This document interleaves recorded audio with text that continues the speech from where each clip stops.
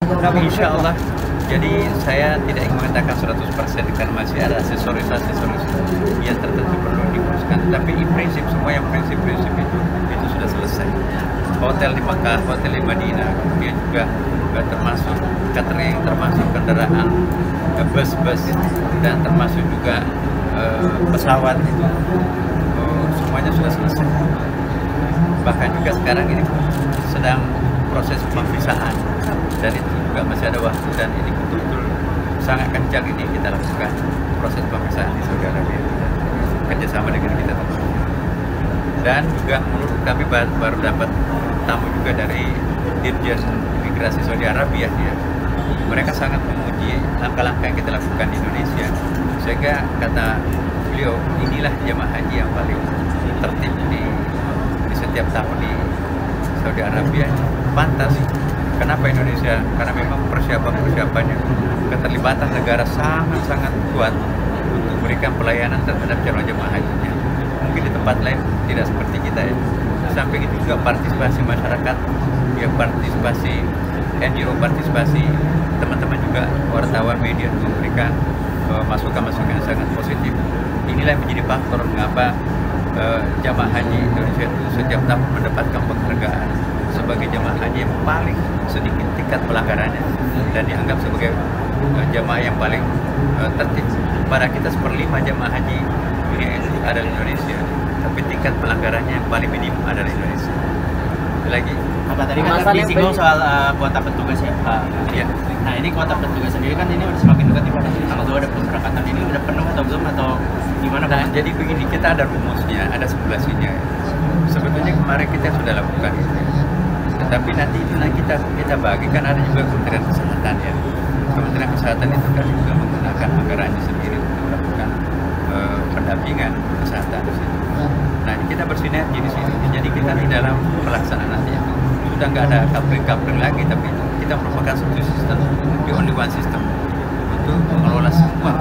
Jadi saling tidak ada, ini kan bukan bidang saya, itu bidangnya kesehatan. No, kita di dalam lapangan itu nanti kita punya satu kesatuan yang tak terpisahkan.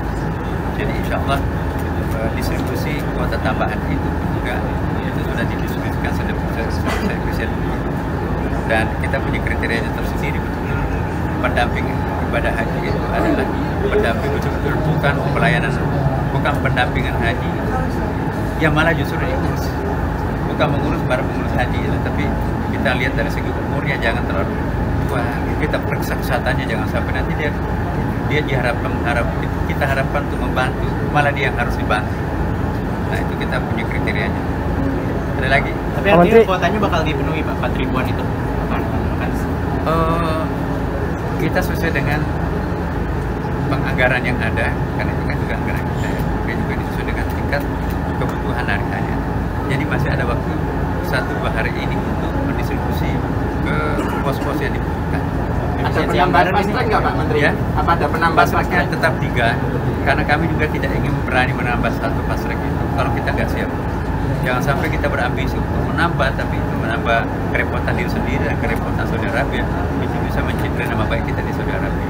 Tapi nanti suatu tahun akan datang, kita akan tetap melakukan usaha.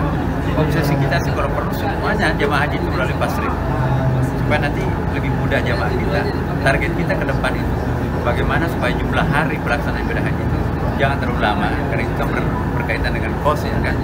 Yang kedua juga bagaimana supaya proses itu tidak berbelit-belit dengan memanfaatkan IT yang ada.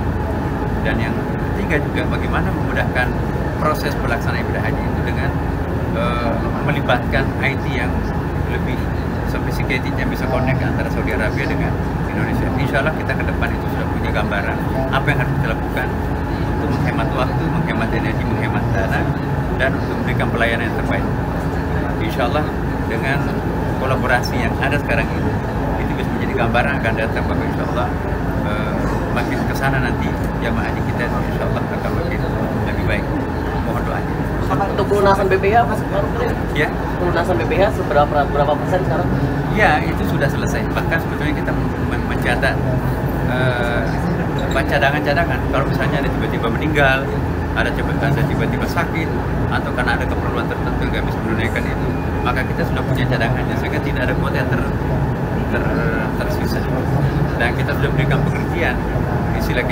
adalah cadangan lunas. Ya.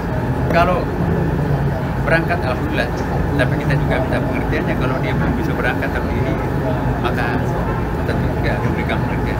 Soal kepulangan nih Pak Menteri, ini kan maskapai kayaknya masih dapat kendala karena harus mampir dulu ke Madinah gitu ya. Nah nanti ini ada update-nya nggak sih Pak Menteri? Apakah sekarang udah diizinkan untuk langsung flight dari Jeddah? Itu terjadi setiap tahun sebetulnya. Ini juga terjadi lagi, tetapi ini kita kurang. Dan insya Allah itu sudah dianggap sudah memang seperti itulah kenyataannya, ya, karena memang begitu banyaknya pesawat, banyaknya orang. Tapi kita juga sudah mengantisipasi termasuk dampak-dampak yang tidak merugikan jemaah. Soal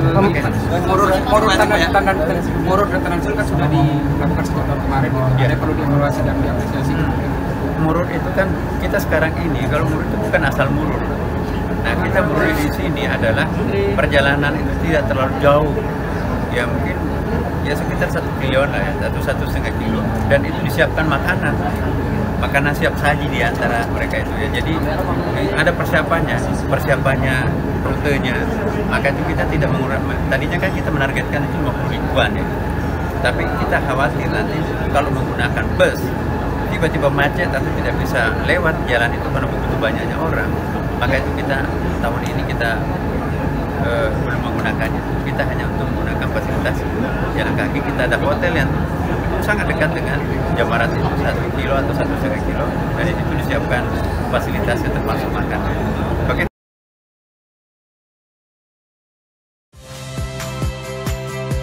Saya Friska Clarissa. Saksikan program-program Kompas TV melalui siaran digital, pay TV, dan media streaming lainnya.